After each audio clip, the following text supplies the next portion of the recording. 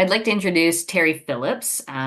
Terry's helped me a lot over the years with sharing information, so thank you for that, Terry. Why don't you tell us where you farm and how long you've been growing canola? So I farm up in the Temiskaming district, north between New Liskeard and Earlton, and started growing canola around 1982. So I've been through open pollinated Right. introduction of herbicides basically on canola, and then the whole modified systems of Roundup and now Hmm. Liberty.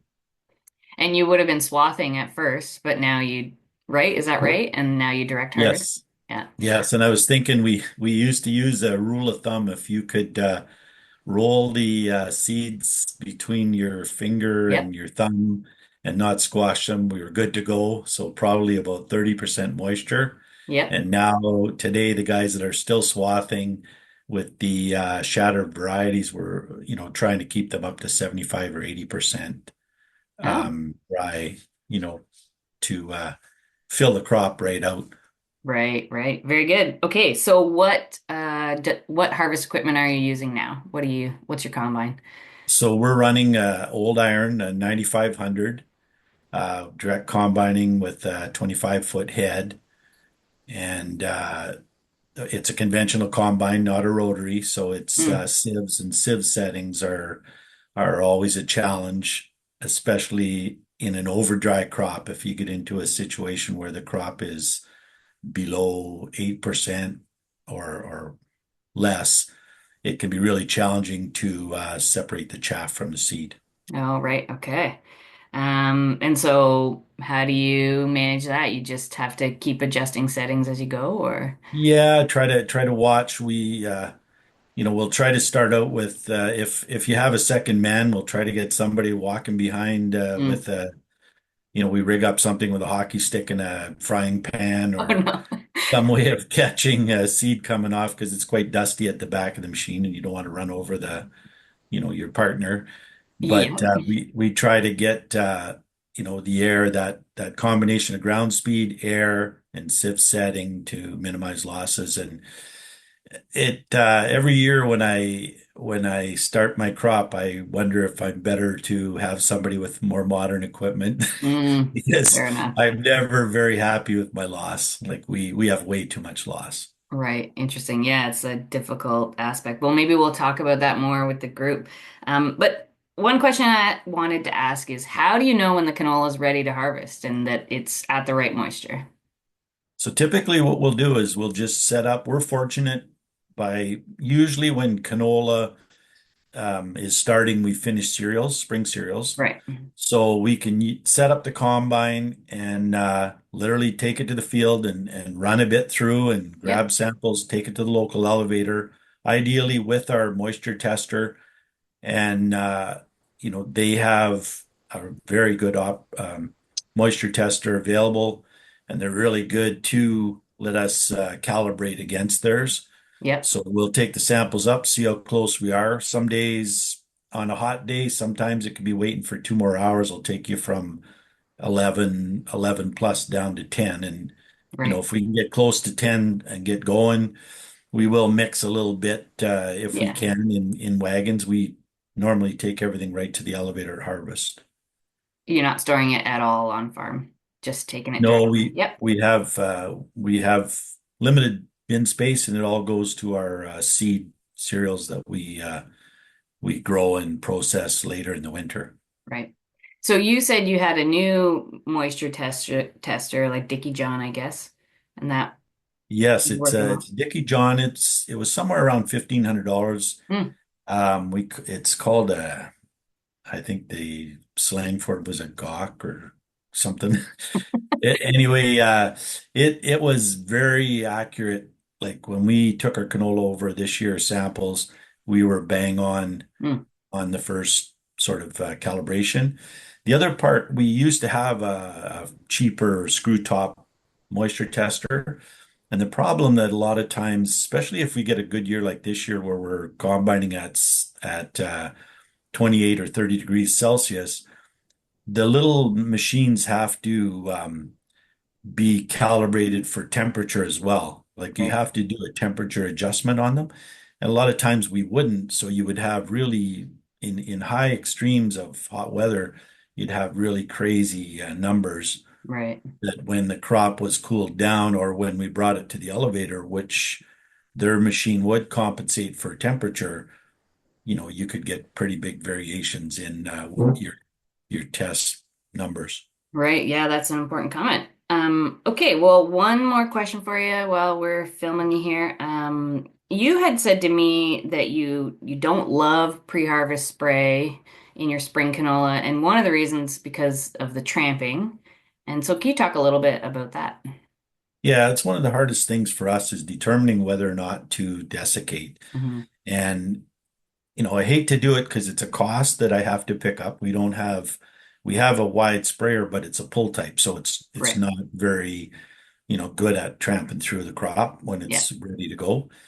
And then the other thing is any of the tramp lines or tramping area, we tend to get a regrowth of volunteer canola later on. We no-till, so we don't Yeah. till to try to bury everything in the fall. So that stuff will come back and be the volunteer in the following crop. Right. And our losses are the back are in there as well, but they normally germinate and get frozen off. But the other stuff seems to survive, and you'll Okay. have those tramp lines, which in our case up here can be a real haven for Swede midge. And Right. that's one that Yes. we're fighting all the time up here. Yes, the less volunteer canola in the rotation for insects and for clubroot too, the better for sure. Okay. Well, unless you had any one last tip, new growers. No, the only thing for us, we typically like to sell some of the crop before we plant. Okay. And this year we did sell about half, so we were pretty good.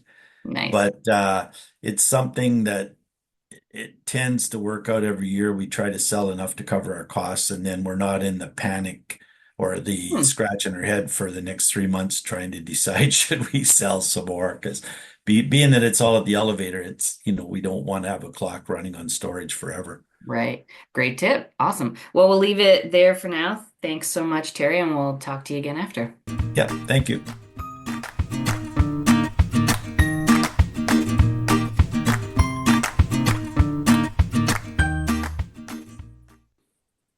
I'd like to introduce Mike Dolman. Mike, why don't you tell us where you farm and how long you've been growing canola?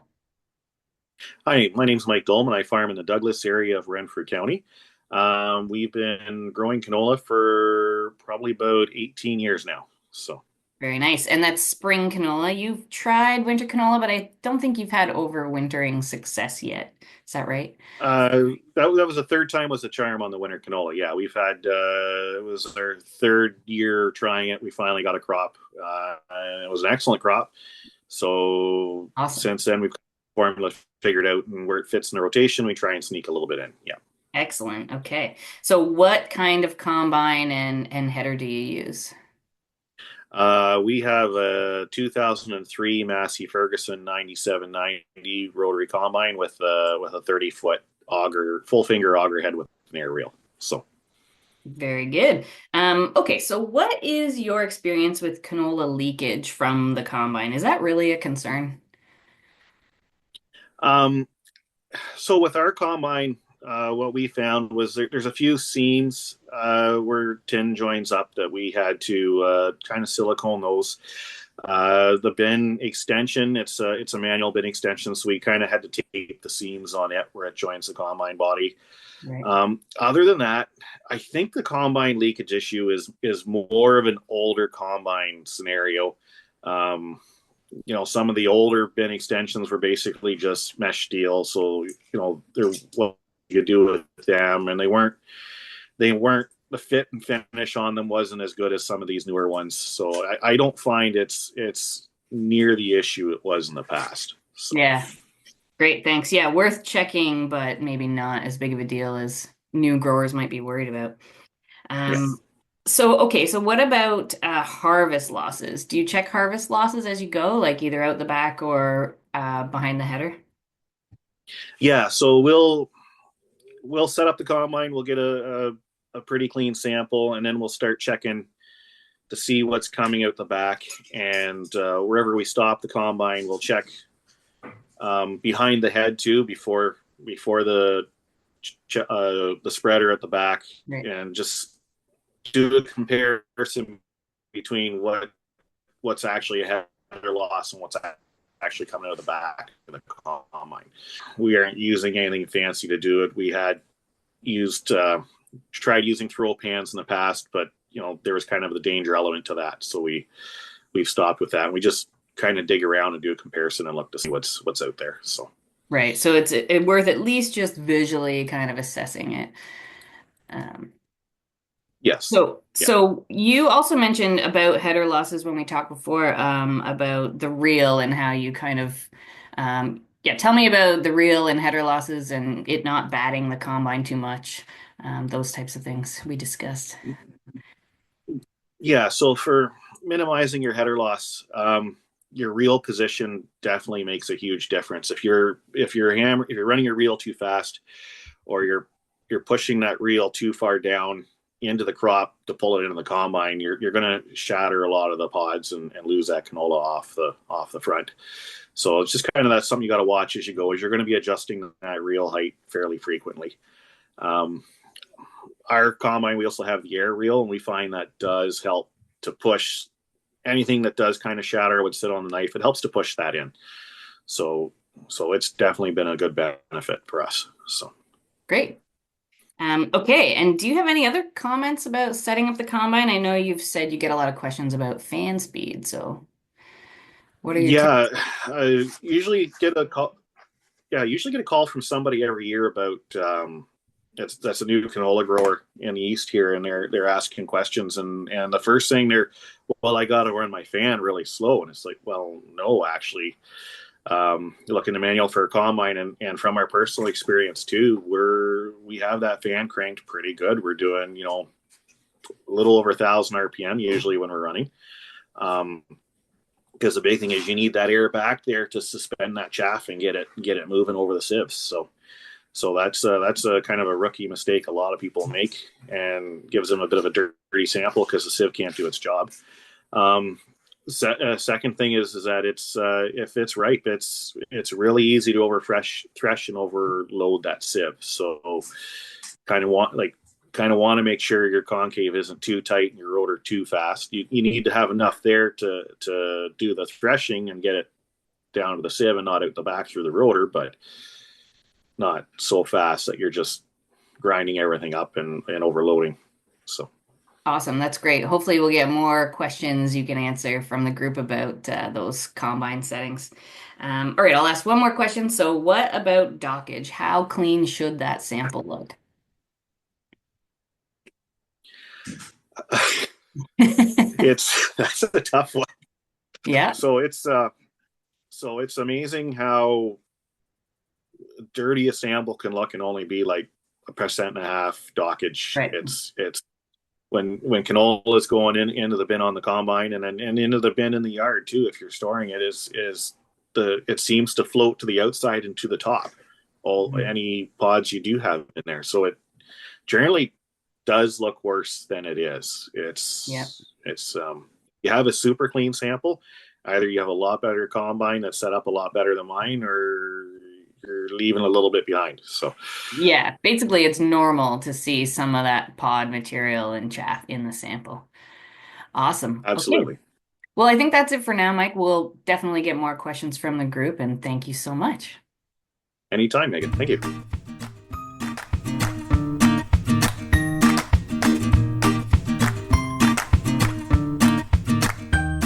I'd like to introduce Jerry Drudge. Jerry, why don't you tell us where you farm and how long you've been growing canola?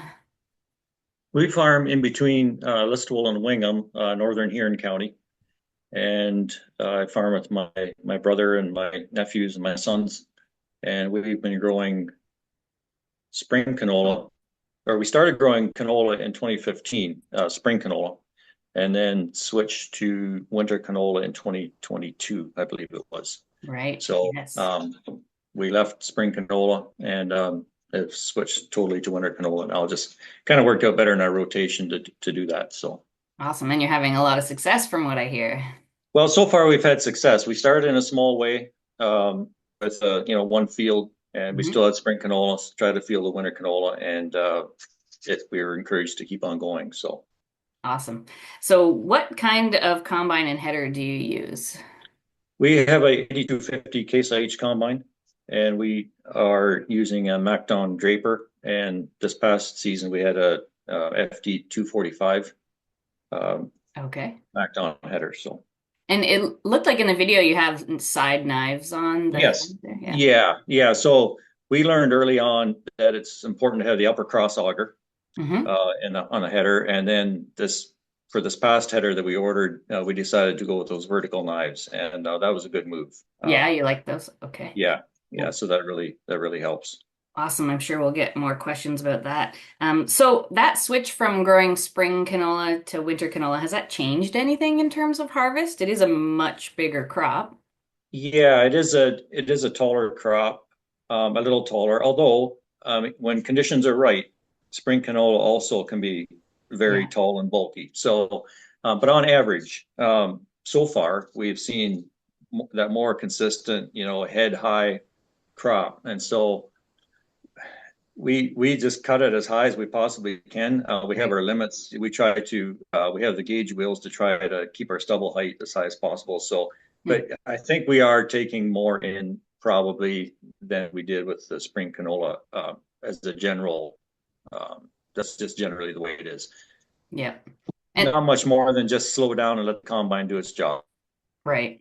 And the yields are higher though. You're having a much higher They yield, are. I would assume. Yeah, yeah. So yeah, that's the other thing has changed. That's a positive thing is there's more truckloads to haul away. So Yeah. we can put up with that. So Fair enough.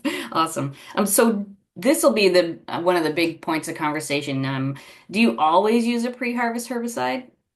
always. Okay. And did Yes. you always in the spring canola as well? Yes, we did. Okay. Especially as we got to that point. At the beginning, we didn't always, but we soon found out that any green weeds or Yeah.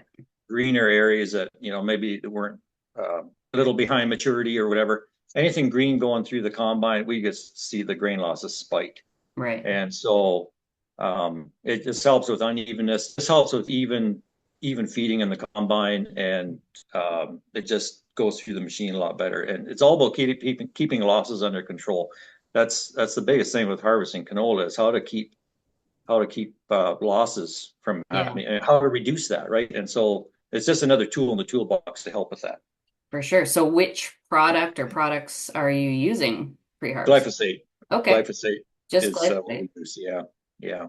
So you have a bit of a waiting period before you can harvest after you A spray. little bit, yeah, a little bit. And glyphosate also helps. I mean, it's not real fast acting, so and that's okay. But we view it as a weed control opportunity as well. Right. So, Right.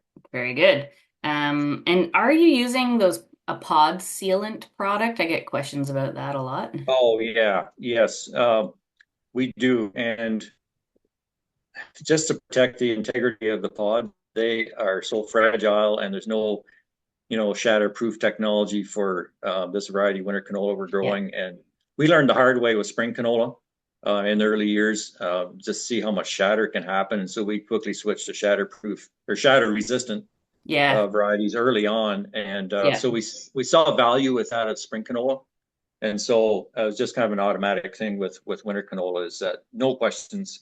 It's $36 an acre, Oh, east, I think. Like it's pricey. it is. But with if you get unevenness in the crop, we have sandy knolls sometimes, and the Hmm. crop will mature there quicker. And so, it might be sitting there mature for a Yeah. day or two or a week or two, and then, waiting. So during that time, wind, rain, Yeah. insects, whatever, you can lose a lot. So, yeah, we just do it. Okay. Awesome. I guess you did tell us what it costs, and you think that it works. Like have you done any comparisons? On whether Like with and without the pod sealant? yeah, Not really, other than the first year we had winter canola, we didn't spray it soon enough, Okay, yep. and we Big saw loss. shatter on those knolls that we hadn't got there in time. Right. Okay, fair enough. This year we sprayed it a little earlier, and we had those knolls too in the fields. We had canola, winter canola in, and we saw very little shatter, Okay, very that's little great. shatter, and we didn't have as timely harvest this year as we did some years because we were still busy with wheat, so that Yep. canola sat out there longer. So um, not a real side by side, but No. enough that we could see value. All right, good to know. Yeah. Yeah, those the pod shatter resistance in spring canola. I don't think anyone's growing canola without that. It's been a big bonus for sure. Yeah. Okay, just one more question for our little chat here. You've mentioned that you've looked on YouTube for harvesting tips from other regions. So anything interesting that you've learned there? Well, probably the biggest thing I've learned is or the biggest concept probably is to reduce over threshing as much as possible in the machine. Okay. And so there's different ways, different things you could do there, but that's probably the biggest thing I've picked up. Canola threshes so easy. Most of the threshing is done by the time it gets to your threshing Mm-hmm. roller or whatever. No use beating it up to a pulp any more than you have to. It just makes a separation that much harder. So that's Right. probably the biggest thing I've learned, picked up. So Awesome. All right. Well, I'm sure there will be more questions on that as well. So mhm. we'll leave it at that for now. Thank you so much, Jerry. Okay, well, thanks for having me on. Nice chatting with you.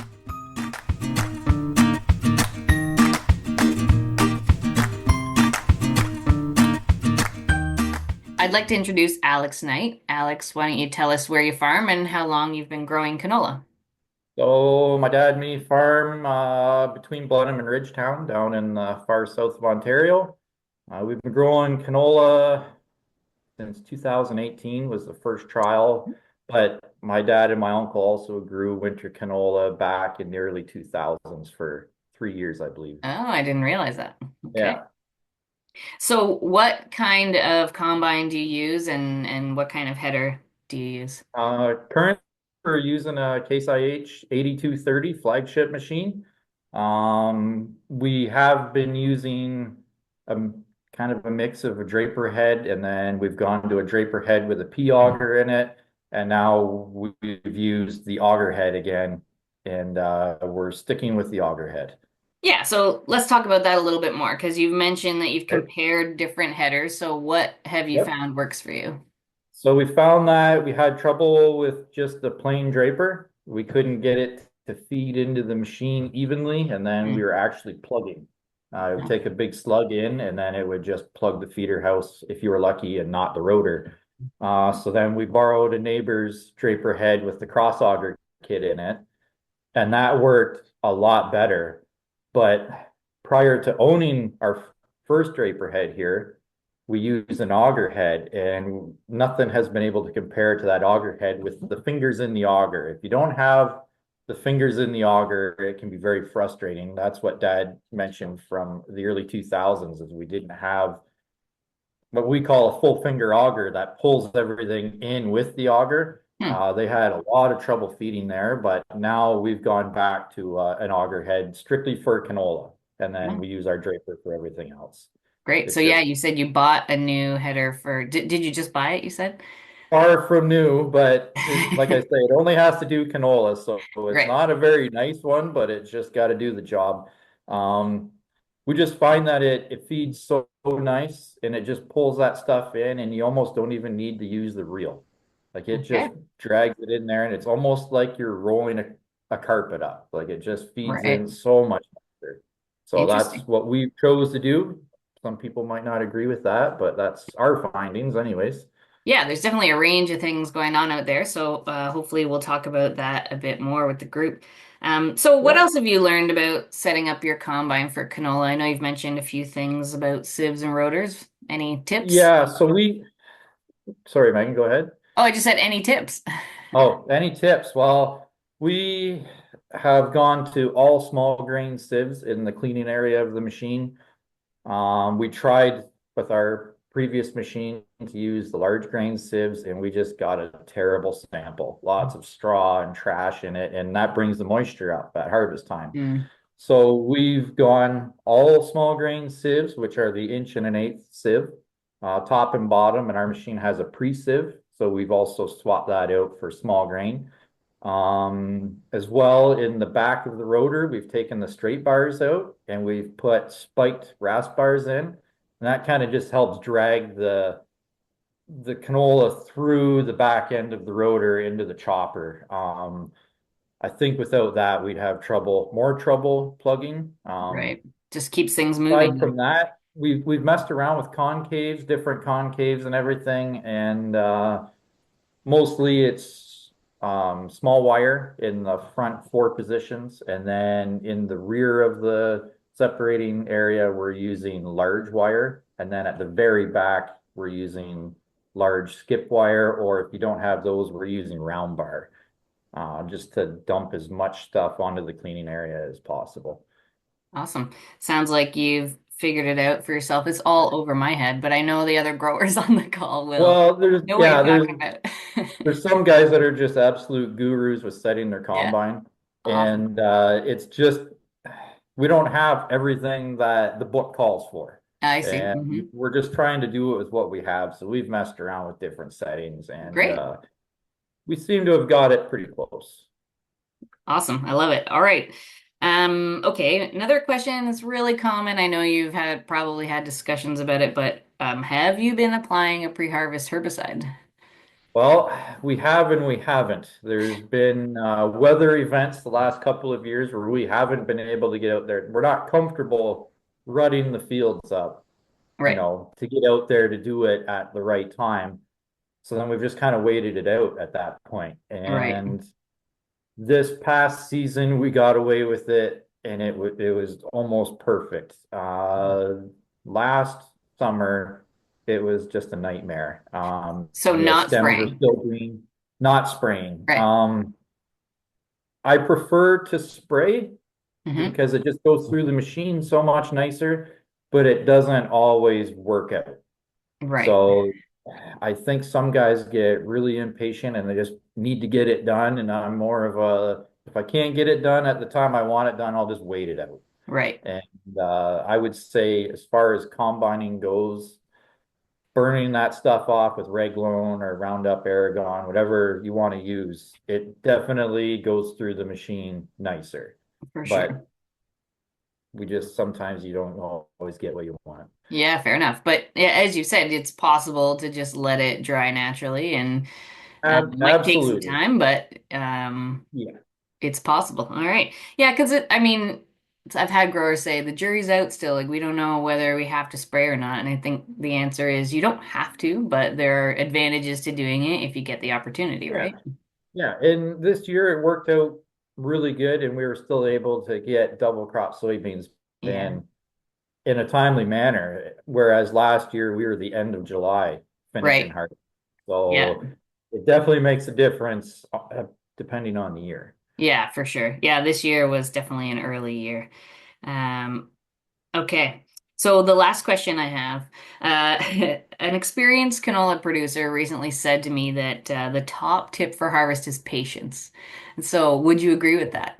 100%. That was probably when we talked previous, that was my biggest thing, was just be patient. Yeah, You're not gonna go racing into the field, and if your neighbor's doing wheat next door and he's going 4 miles an hour, just right. don't look at him. It just, it's just so much material to take in Hmm. that just can't rush it. And you're gonna get mad and you're gonna question why you grow this stuff. And like we said, colorful language is part of that process too, I think, but just don't get in a hurry. Yeah, Like it's gonna drive you crazy, really, if yeah. you're not used to doing it.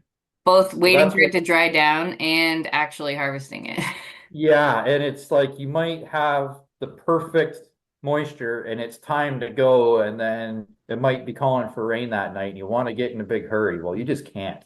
I Yeah. mean, you just have to get that out of your mind. And when the going gets really tough, I tend to put dad in the cab because he is very patient Oh, when is it he? comes to that. Like, yeah, He's not rammy at all, Oh, and good. I tend to get in a little more of a hurry than him. So when it comes to canola, I prefer that he runs the combine because he's just super patient and he does everything. He worries more about the job he's doing rather than how fast he's going. Makes sense. Yeah, I Yeah. think when first started talking to growers that were new to canola, they said, I can't, like, harvest is a challenge. I can only drive 1 or 2 miles an hour. I'm like, I think that's kind of normal. And it depends how good your crop is too. Yeah, We found this year with our narrow row, like 7.5 inch canola versus a 15-inch canola, the right. 7.5 inch canola cut nicer, fed through the machine nicer, and we could pick up some ground speed there. Awesome. But also there was a yield disadvantage this year to Oh, that. So okay.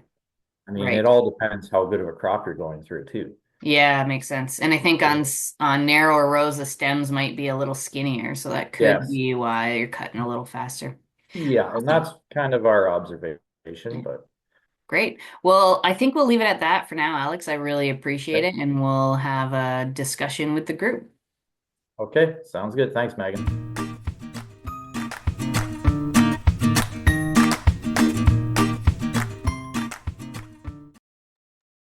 Okay, so that was a great conversation with four growers that hopefully you can see on the screen here now. Terry might have gone to get more coffee, but hopefully he comes back. There he is. So thank you, Terry, Jerry, Mike, and Alex. It looks like we had some questions in the chat, so I'll try to open that up. Okay, well, should we just take it from the top? Hopefully, you guys can unmute and just speak up. So, 1,000 RPM fan speed on what combine? That was Mike that said that. Is that does anyone want to start on that, Mike, and maybe others can comment on fan speed? Yeah, that's a older Massey rotary combine, a 9790. So that's what we find has been working. If we slow it down, um, just we can't seem to get it separate the seed separated from the chaff. So Jerry, did you have any further comment? You have a new machine, don't you? Yeah, we've never gone that high, I don't think, at least not very often. Um, the book says for case, I think it's 650 or 600 or something like that for fan speed. So we fiddle with it, and if we get frustrated enough, we just turn the combine automation on and then let the combine decide. But yeah, I think our book value is around 600, 650. Good. Okay. And anybody that's on the call, if they want to jump in and with a follow-up question or whatever, please feel free to unmute.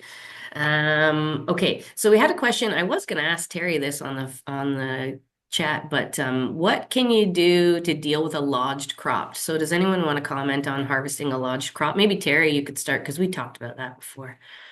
Yeah. Oh, can't hear you. Sorry. There you go. Yeah, so we had a severely lodged crop this year. We had a field, a 70-acre field that was half of a muck soil and half of clay soil. And the muck soil with our weather this year really advanced quickly and I don't think it had disease, but it grew really well and then really lodged badly. And we got to the point where now we're running like an older machine with kind of normal header, but we had to go almost circle around to be running into the crop because it was down about 6, 8 inches high, and to try to get anything out of the field, and the yield was good. Like it was for us, it was about a ton and a quarter, but so it was worth taking the extra time. But I just wondered anybody got any ideas? Like we have fore aft, we played with the reel and but it would almost make you cry because you knew you're getting crop, but you're leaving a lot on the ground too, or knocking a lot off and stuff. So, any ideas?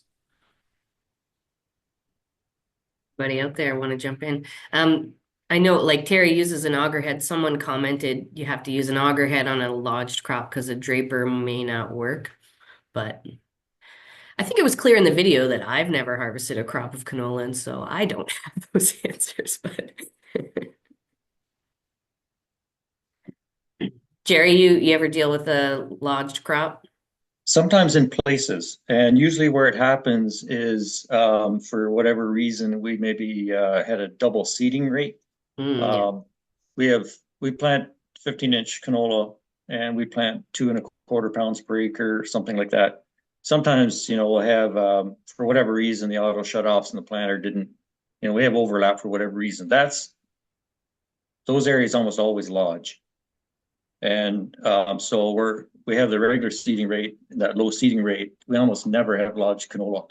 But I'll agree that lodged canola and a draper is a very real struggle. Yeah, So I can see an auger head being an advantage there.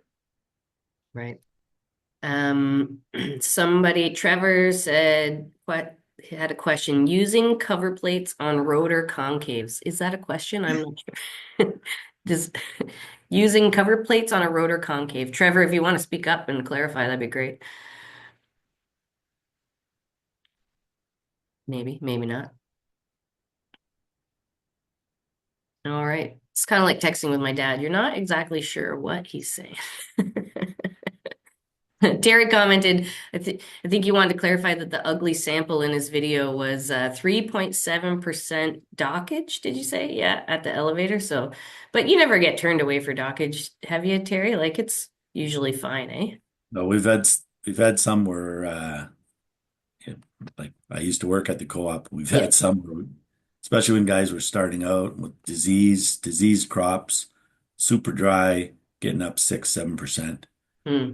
And you can't handle that. It won't go through the elevator system. Okay. And fortunately, like if it's mixed in a large bin, 100,000 bushel bin, it disappears. But um, Bungie would frown if you can't dump a truck. I see. Yeah, fair enough. Josh Borzen has a question. Josh, you're welcome to speak up, but yours is about the upper auger. So he has an FD2 header. Will it struggle even with the larger belts? So Josh, jump in if you'd like. I take it that's a question for Jerry. Well, Jerry has an FD2 head and he commented that he added the upper auger, and I do not have an upper auger because we've never grown canola before. And I thought, well, I'll fool with that. And I thought we'd have the world by the butt here with a draper head, but apparently I should have bought an old auger head, I guess. So just curious if that's I definitely don't have the side knives and I'm not about to invest in them for 30 acres of canola, but the upper auger thing kind of makes me worry a little. Yeah, the first year we had canola, we harvested without an upper auger, and we got the job done. It was a little frustrating, but yeah, for 30 acres, that maybe I wouldn't just jump out and go and get one. But it does just help a lot with feeding in the bushy part of the plant. So you think about it, the draper is the only thing that down there that is moving those little spindly stalks that are down there, and the bulk of the crop is up high, and so that's where the cross auger is grabbing that bulk and just helping to carry it to the center of the header. So, like say, the first year or two we operated without a upper cross auger, and we did get done, but it was you just had to take your time and work your way through it. But it helps, but it's not impossible to do it without. If I could build on that for a minute, Megan, like Jared, do you leave your deck tilted all the way back then, and can you cut as high as reasonable just to prevent the bulk on the deck? Like, obviously you don't want to leave pods in the field, but if you can cut higher, you kind of avoid some of that bulk. Yeah, the higher you can cut, without leaving pods, the better. Because you're bringing in less. So that definitely helps for sure. And so, yeah, combination of how you have it tilted and, your gauge wheels, or if you have gauge wheels, that kind of thing. So the less we bring in, the better, and it sure helps. So that's for sure. And that's where one thing you're talking about lodge canola a minute ago. Part of the problem is you're having cut so low to the ground, and then it just increases your bulk. by so much more too. So that's another factor. So the less we can bring in, the better. Thanks.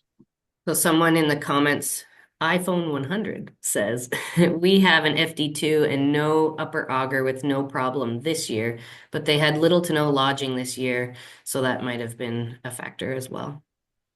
And there are some, like I tried to look up some, there's a group called PAMI, PAMI, that do a lot of harvest trials in Western Canada. And I mean, there has been a lot of swathing, so there's a little less on direct harvest from their historical data, but they don't actually know a lot of differences in losses between auger and draper heads, which depends who you ask, I guess, but they don't know a lot. Surprisingly, though, they said they sometimes see losses at those vertical knives, but obviously Jerry says he likes them, so.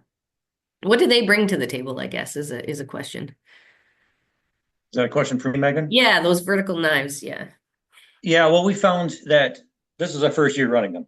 We Oh. found that the vertical knife just cuts through, and rather than just pushing its way through like a regular divider does. So after harvest, 2 weeks after harvest, we'd see, or you walk out there, stop the combine, look for losses. You'd see at that divider point, the ground just black with canola seeds because that divider will shatter everything it touches. Plus, it's pulling crop with it, and so that those stalks that are dragged along or whatever just shatters everything. That canola shatters so easy. The knife just cuts through it, so a tiny little spot. It might be damaged, or it might be affecting an inch or two of the crop versus a foot. Right. Interesting. Okay. Somebody asked, there are like a lot of questions. I think we have a lot of growers that are relatively new to canola, and so they have more general questions. We'll start with the harvest topics, and then we can circle back. So Terry is asking if anyone's using an air reel. So I know Mike said you have an air reel, right? How common is that? The rest of you have air on the reel, or Alex? No, we don't have an aerial. I just don't have one here to try. I've never done canola with one, so I can't really be much of a help there. But Fair enough. But Mike, you've used with and without maybe, and how do you feel about it? Yeah, it actually broke 1 year. So you can see there was kind of a difference as to, like, if it is shelling on the head, that air is, if you get that pointed just right, it's helping to push it in. So I personally, I think if you have it, it's definitely worth using. But yeah. Fair enough.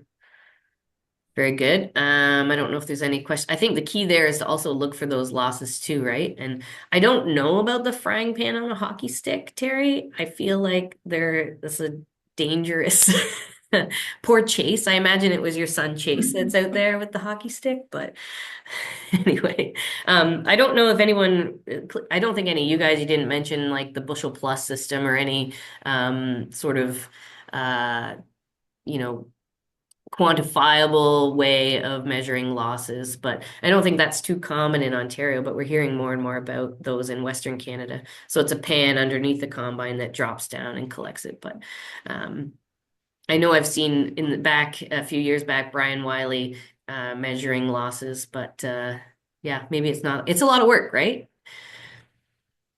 We have one and we have used it. And okay. What it helped us to do, we don't use it all the time, I mean, real often, but it helped us recognize what we were actually seeing on the ground. I see. Because you look at the losses in the ground, what is it? Is it a bushel? Or is it, if it's canola, it's hard, right? Is it a bushel, or is it 2 bushels or 5? So using that drop pan just helped us narrow down, okay, what were we actually seeing there? So you're like calibrating your mind, like what in some ways, does it look? That's right. Yeah.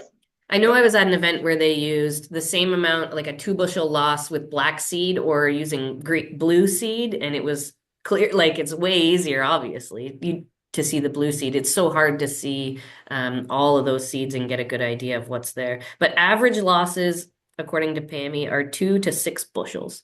So, there's value there. We really should be checking losses and checking. I take it checking multiple times as conditions change, eh? So. Okay. I don't see any other questions in the chat. People are welcome or on harvest topics, welcome to jump in. But I think we should talk about pre-harvest herbicide. So you all kind of mentioned it. I think that there's um, more people out there using a pre-harvest herbicide than what we've kind of got represented with you guys. Like I think it's a lot more common amongst growers right now to use that pre-harvest herbicide. And a lot of the winter canola growers in the southern counties are spraying Reglone to get that crop off quickly and get the dry or get the soybeans in. But any other comments? Like it is a challenge around winter wheat harvest, right? Timing everything. So I think you kind of just have to eyeball it, right? Play it by ear, eh, Jerry? Because you have a lot of winter cereals, right? We have winter wheat. Yeah, so winter canola conflicts with that very badly. And so we just have to deal with it. Yeah. Alex, what do you anything to add on the pre-harvest herbicide? Like I say, it's all about for us on the heavy clay. We don't like to get out there if it's too wet and rut the field up. So I will sit and wait. Um, like I said this year, um, right when we had the reg loan sitting here, we were getting everything ready to go, and then it just poured rain, and we just said, you know what?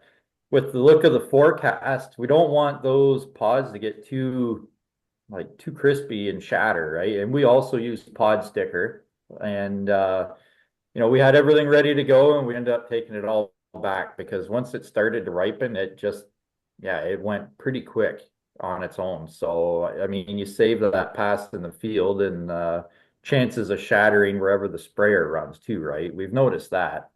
Um, Once the combine's out of the field and everything, it'll just be green where that sprayer's gone through. So I prefer to harvest after it's been sprayed, that's for sure. It's a lot easier on the nerves, but You said that was your dad's job anyway, so.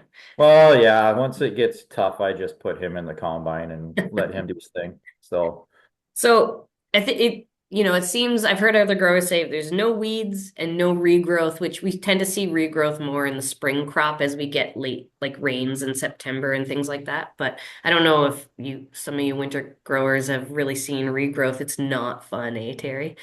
Um, but if you don't have weeds and don't have regrowth, then maybe you don't need to spray. I wonder about on the wider rows, like a lot of winter canola growers are on 15s, and those stems are very thick, and so that might play a role as well. You run 15-inch rows, right, Jerry? Yes, we do. Yeah. So the plants are definitely a little bigger. So I did look at a PAMI report on, they compared Reglone, Aragon, and glyphosate, natural ripening, and swathing. And the yields were essentially the same across all those treatments in their like 35 field trials. They said the Reglone was ready the same time as the swath, and Aragon and glyphosate were ready the same time as natural drying in their studies. But the herbicide did reduce green material, so it made harvest easier. So yeah, I think as like you just kind of make a game time decision. Like I like Alex's approach, and it might be nice to spray it off and get it harvested with ease. But if you can't, there's still a path forward. But colorful language may be involved. And what about the tramping losses? I get that question too. Like with tramping losses, is it still worth it to spray? And I guess Jerry obviously thinks so.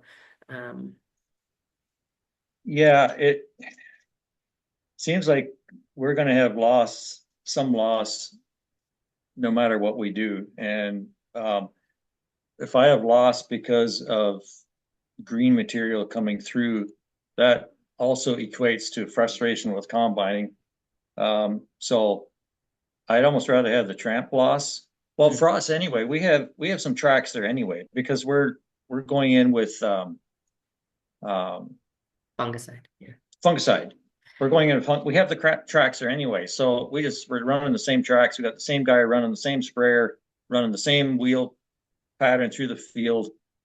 So we got those tracks anyway. Yes, when we do go in to burn it down, we're also going to be threshing some, of course, but because of the wheels passing through. But then at least it makes harvest easier. And I don't know, to me, that's worth something. I don't know, Yeah, fair but enough. each to his own. We do have a question. What is the name of the pod sealant product? I actually don't know. Does anyone know? And is there more than one option? Sorry, Josh, we don't know. All right. Um, Oh, sorry, I had another note here on the PAMI studies also compared a rigid auger, a draper, and an extended knife. And all the headers were acceptable limits and losses, but the extended knife generally had lower losses. So I can't say I've ever seen one of those in Ontario. So like it just the pan and the header is much longer, and I think it catches more of those losses. I've not seen one personally. So I don't think I hear people in discussions say you have to have a draper or you have to have an auger, but I think um yeah, both work well, right? Um okay. Oh, someone just said it's called pod stick. That sounds accurate. Like all ag products, it's slightly misspelled, right? You have to have some misspelling in the name. All right. There are some other questions. So again, people can jump in and speak up if we want to talk about harvest. It's almost 10:30, so we'll just go back and talk about some of the general canola questions while we're here, if that's cool with everyone. So Matt wants to know what Jerry's rotation is with the winter canola. Well, we have about 6 different crops that we grow here. Winter canola always follows oats. Hmm. So we do oats, winter canola, and then follow that with winter wheat. And That one then as well. the other crops follow that. So And is there less residue in the oats than in the winter wheat? Or am I wrong about that? well, it's not much difference for us because we're taking the straw, we're baling straw anyway, so it's not that much different. I wouldn't say we get Okay, about the fair enough. same straw yields off of oats as we do winter wheat. Yeah. Alex, what's your rotation? So we're growing the winter canola, the winter wheat, sunflowers, IP beans, corn, typical rotation in this area. But we found that we have to put our canola in after the winter wheat. Like get the winter wheat out of the way, get your tillage done. Then we have time to put canola in. And then once the canola comes off, double crop beans. Like I'm gonna do that going forward as long as the weather allows me. But the plan is now we're gonna no-till sunflowers into the double crop soybeans ground there, and then Nice. we'll go to corn after that. So Awesome. Thank you. How does winter canola handle ground that is prone to white mold and soybeans? I mean, my take on all canola is prone to white mold. It's a thick, dense crop. Like if you walk in there anytime it's over knee height, it's always wet. Like I always wear my rain pants. So to me, a fungicide is necessary in almost any canola crop in Ontario, unless you've had a really dry summer and the crop is suffering, right? Like I'm sure Terry and Mike have seen that in spring canola, but otherwise, uh, we're putting on a fungicide, right? And so if you have ground that's really prone to white mold, what is your expectation? Any comments, guys?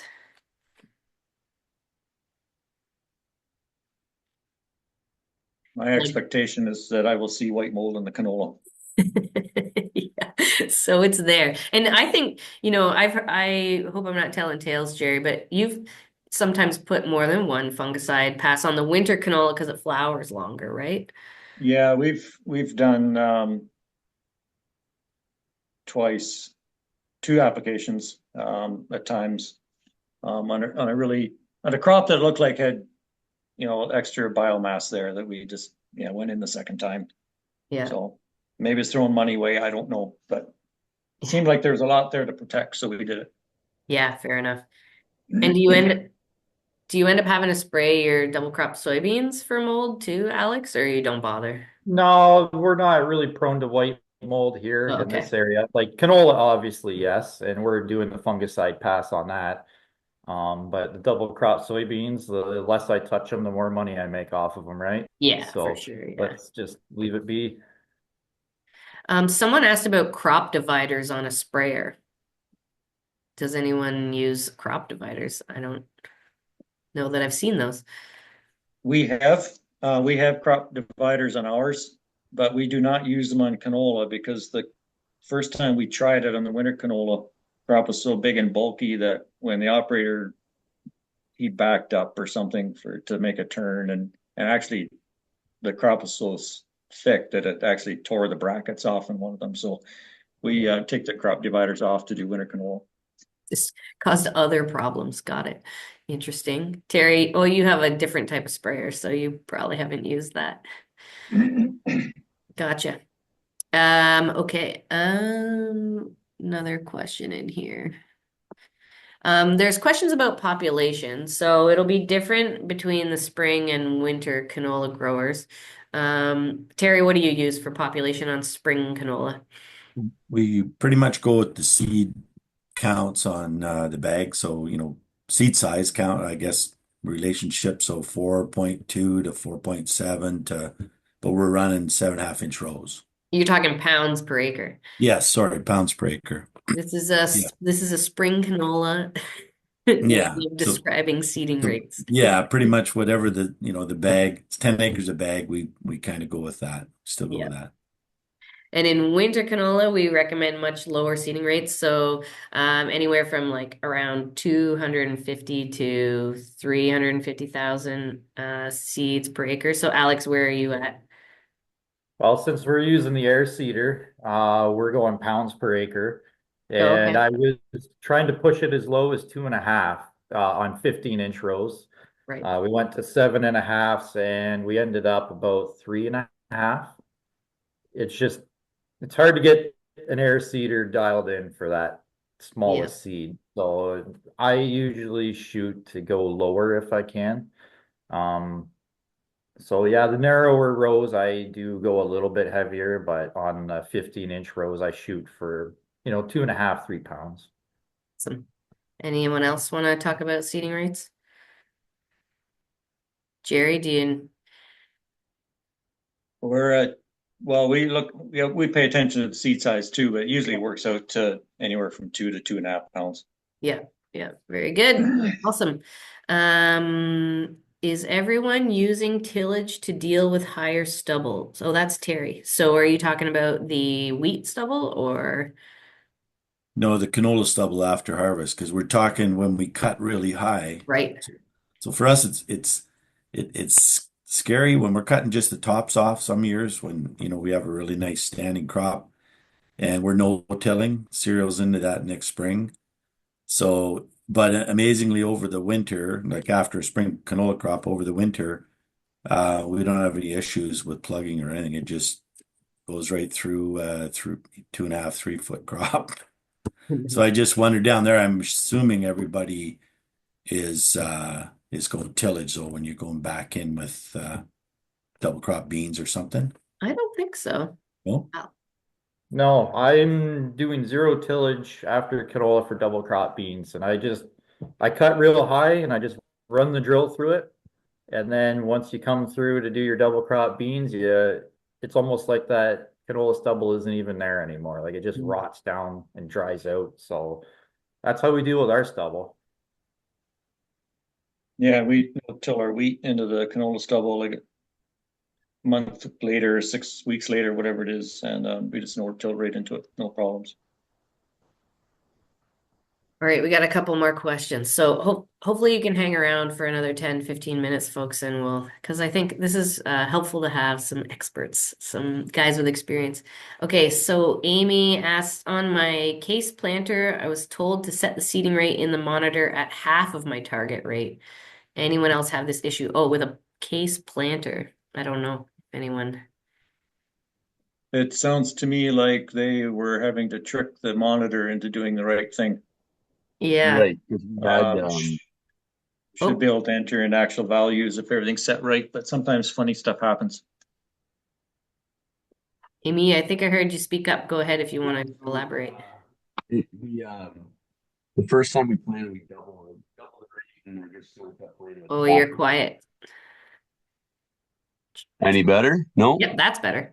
Sorry. When we planted the first time, we basically doubled our target rate and then eventually kept going back and I was running half rate and that kind of seemed to be a little better. So just wondering if anyone else's planter was like that. So when you set in the monitor, if you want to hit, 300 seeds per acre, you got to put in the monitor at 150 and that just seemed to be more accurate with my 1240 planter there. Hmm. I personally cannot help you with that. Yeah, there's you can set things up. Set up before you hit the field is so critical. We've had situations where we had the wrong seed size, the wrong number of holes on the seed plate entered in wrong, and ended up planting double. So things like that can just can really mess around with your seeding rate. So we've had all kinds of funny things happen too with the seeding rate and the monitors and the planters and that. And it usually comes down to some mistake we made in setting up the wizards to before we planted. Thanks, guys. Somebody asked about 30-inch rows to help with white mold. Personally, don't love 30-inch rows. I know that we're trying some new things with winter canola, and I actually am really loving the way that the 15-inch rows look. But 30-inch rows, we might see some yield drag. And also on those wide rows, canola plants will have like a dozen branches or more. And so that first pod that matures, it might mature like 2 weeks before the last pod that matures. And so you can really run into trouble with that variability in terms of when do I apply my fungicide, when do I harvest the crop, and will I get more shatter losses. So I know that in places like Kentucky, we have some contacts down there that have been really helpful to us, and they do grow on 30-inch rows there. And there are a couple guys in Ontario having some, they like it. It certainly makes planting easier with their corn planter, but I do not love the 30-inch rows. And that canola will still fill in, so I don't know that it would help with white mold. You still want to control mold. Does that make sense to you guys? I think that's. Yeah. Okay. And what kind of yield loss do you expect with white mold infection? That's a tough question to answer. I mean, you'll definitely see they'll just mature early and shatter, and I don't know. It depends on how severe it is, right? But you'll definitely see yield loss with mold. And like even when you put an application on, you may still see a little bit of mold, which isn't too big of a deal sometimes, but yeah, that's a tough question to answer, Mark. There are questions about what products we're using for fungicide. So if anybody wanted to offer an answer there, and we'll maybe just do a couple questions after that, and then we'll let you go. But what fungicide are we using? Vetigra. Cotigra, yep, that's a popular one. What else are we using? Well, it used to be all Proline, right, Terry? And now there's a Miravis. Oh, which one is it? I don't want to get it wrong. There's a new Miravis product that's available on canola. I don't know what the cost of it is, but Is it that's. Neo? Maybe Neo. I think forget. it's It's too Star many. or Ace. Yeah. Ace. Is it Ace? Ace, I Somebody think it's just chimed weird. in on the chat. It's Mareva Star. Yeah, okay, yeah. Very good. Sorry about that. Yeah, what do you know what you're spraying, Jerry? Oh, I don't have that. That's one tidbit I don't have memorized. My nephew and her brother, my nephews do the spraying, so I was just gonna say, not I Jerry's can answer job. combine questions. Mike, what do you use? I'm pretty sure we're Cotegra, and then we were going to try some Star this year, but we had 10 days of rain, so that didn't work out. So Very good. Awesome. Oh, Jen said yes, Mirvis Star. Oh, Cotigra plus Lance, someone said as well. Interesting. All right. Well, I think we've kind of answered all the questions there. We went a little beyond the harvest convos, but So I don't want to keep you more than an hour. I think this is kind of what you signed up for. But thank you so much for being here. All right. Folks, I'll let you sign off, and thanks to Laura, who is here in the background helping me, and we're getting lots of thanks in the comments. So I think you guys have been really helpful, and yeah, have a great day. All right. Thanks, Megan. Pleasure to be in the Thanks, chat. Megan. Thanks to the presenters for taking the time today. Thanks, Josh.